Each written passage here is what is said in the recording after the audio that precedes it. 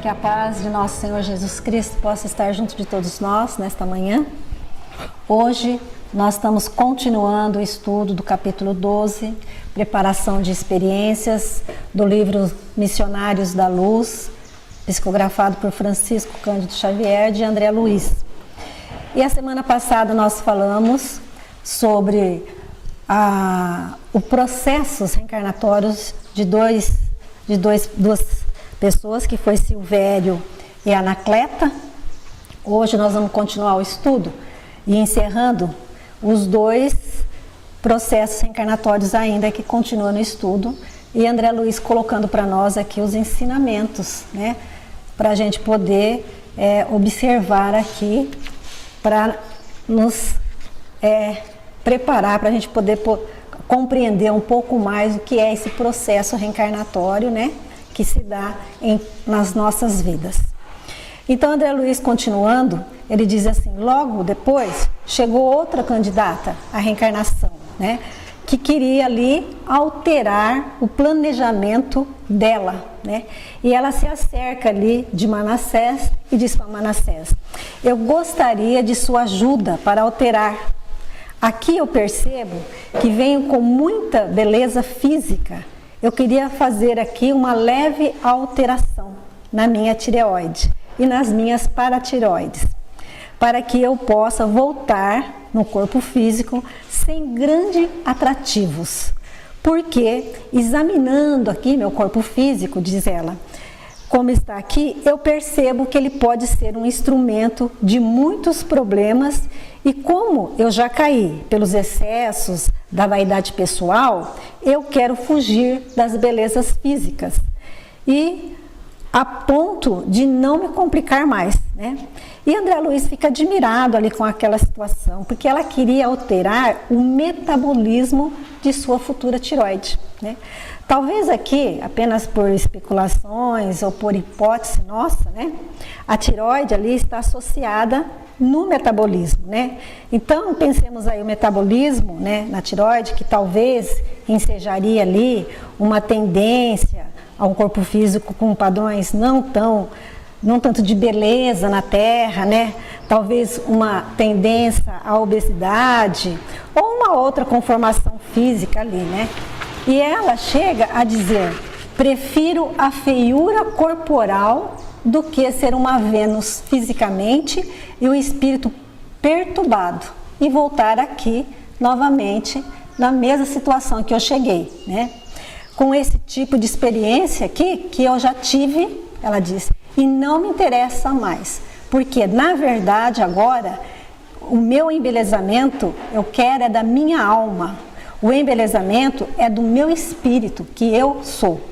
E Manassés, então, vai começar ali a fazer um comentário, né, acerca da futura visão medicina humana em relação a essas alterações e ao corpo físico, tanto quanto no desenvolvimento biológico, né? Nós vamos ler aqui no livro, na íntegra, para a gente ter uma noção melhor, né, não se perder muito. Então Manassés vai dizer para ela que a medicina humana será muito diferente no futuro.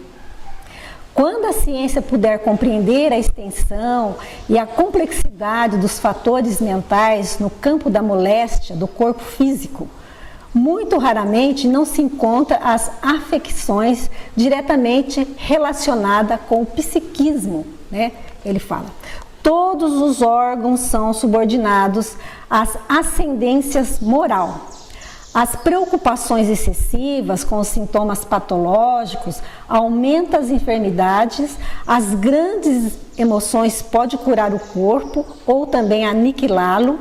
Se isso pode acontecer na esfera de atividades vulgares das lutas físicas, imagine o campo enorme de observações que nos oferece no plano espiritual, para onde se transferem todos os dias milhares de almas desencarnadas em lamentáveis condições de desequilíbrio da mente.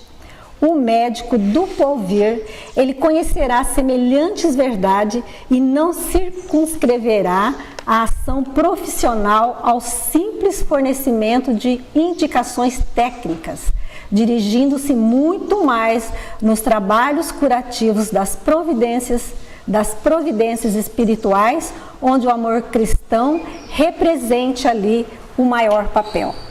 Então aqui nós vemos aqui, né, que ele fala, onde o corpo humano será exaltado na sua glória e onde as próprias alterações biológicas terá pela medicina um estudo ao seu correspondente mental, que é o psíquico, né, que é o espírito em si.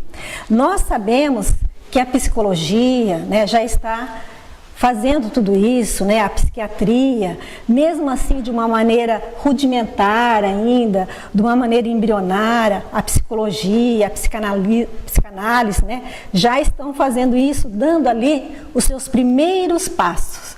E mais do que a dimensão psíquica, das questões orgânicas, é a dimensão moral.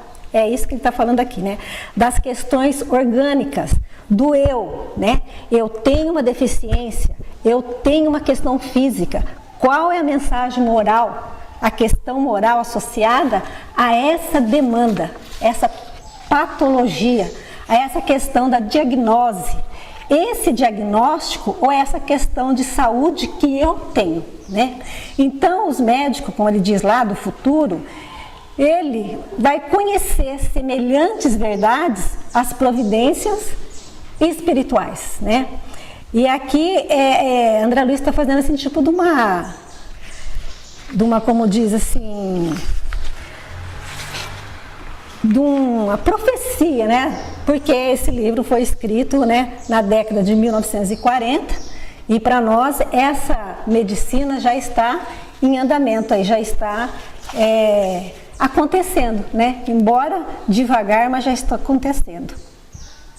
E André Luiz vai fazer aqui uma consideração a respeito do último exemplo desses candidatos da reencarnação. Ele diz que chega ali um homem, também, a reencarnação, e Manassés faz um comentário ali com ele. Fala, esse homem, há mais de 100 anos, ele foi um homicida. Ele matou um amigo, um conhecido, e ele se tornou ali um adversário. Esse indivíduo, ao desencarnar, profundamente perturbado, começou ali a persegui-lo e a ação dos seus pensamentos durante anos e anos no seu psiquismo, e ele próprio não teve paz mais. Porque é assim, né? Quando a gente mata alguém, né, a sua vítima, né, também ali perseguia ele, mas a gente nunca mais tem paz. A gente ouve muito dizer isso nos livros, né? Nunca mais a gente vive bem. Nunca mais a gente é a mesma pessoa. E naturalmente que a consciência ali, a culpa do remorso agora, sincronizada ali com a mente da vítima, né? Que se tornou ele ali, né? O seu algoz, perseguindo ele ali, André Luiz diz que anos e anos.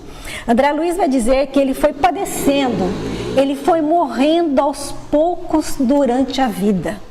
Padeceu tanto que ele morreu mais tarde na enfermidade. Despertou na vida espiritual bastante sofrido. Padeceu muito em zonas inferiores, sendo inclusive perseguido pela sua vítima do passado, que agora era o seu algoz, né? E que ele foi ali receber depois, né? E depois de muito chorar, de muito sofrer, ele se renovou. Ele mudou a conduta. Ele pediu auxílio, ele foi resgatado, foi para a colônia, ele trabalhou de maneira dedicada no além, ele gerou créditos, ele gerou merecimento na sua vida de desencarnado e naturalmente agora ele estava se preparando ali para reencarnar. E André Luiz fica com uma dúvida, uma curiosidade, como é que seria a reencarnação dele? O que será que ia acontecer com ele? E o espírito de Manassés vai dizer para André Luiz, ele não precisará voltar na terra e ser vítima de um espetáculo sangrento, ser assassinado também, porque a lei é de amor e não apenas de justiça. E a justiça, ela é também muito amor, porque se não for assim, a justiça é apenas uma vingança. E Manassés vai dizer, no texto repetindo ali, novamente que nós falamos, o amor, contudo, transformou o caráter do trabalho de pagamento. Quer dizer, o caráter do trabalho, o amor transformou em pagamento. O trabalho que ele fez no bem foi convertido ali no pagamento da própria dívida em determinado momento. E ele diz, o nosso amigo, ao voltar para a terra, ao voltar da crosta, ele não precisará desencarnar nesse espetáculo sangrento, mas aonde ele estiver, durante os tempos de cura completa na carne que ele outrora menosprezou, ele carregará a própria ferida, conquistando dia a dia a necessária renovação. Porque esse indivíduo aí, ele voltará com uma úlcera que ele tinha no mapa orgânico, uma úlcera.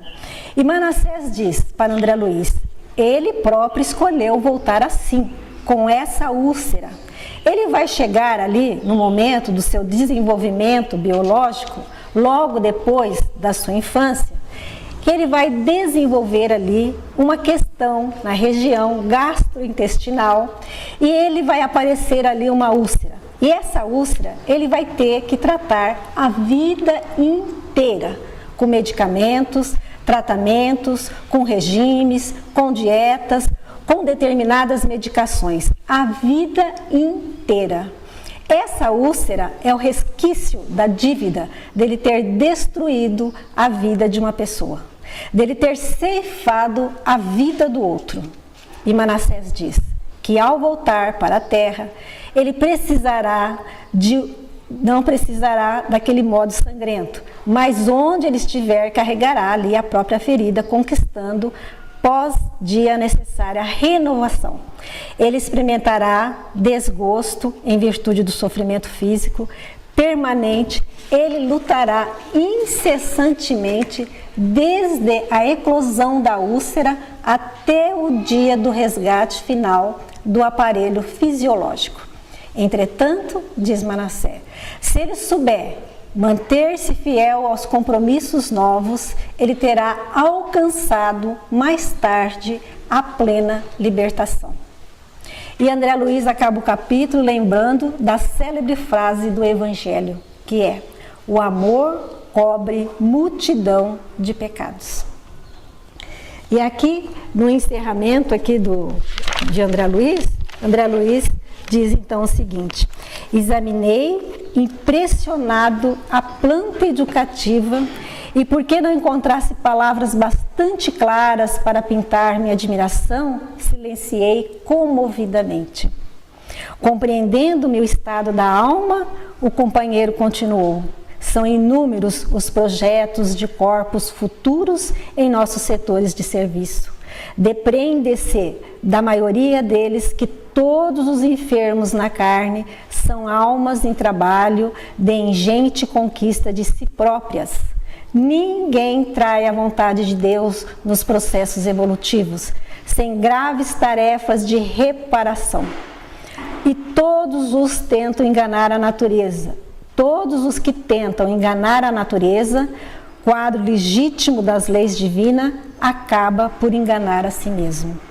A vida é uma sinfonia perfeita quando procuramos desafiná-la nos círculos das notas que devemos emitir para a sua máxima glorificação. Somos compelidos a estacionar em pesado serviço de recomposição da harmonia quebrada e durante alguns dias ali permaneci na instituição benemérita, compreendendo que a existência humana não é um ato acidental e que no plano da ordem divina a justiça exerce o seu ministério todos os dias, obedecendo o alto desígnio que manda ministrar os dons da vida a cada um por suas obras. E aí nós estamos finalizando este capítulo com muita sabedoria aqui de André Luiz, mostrando para nós todo esse processo reencarnatório, né? E que devemos aí ler o livro, né? Que é um pouco apenas um resumo, ele tem muito mais ensinamentos para nós. Bom dia a todos.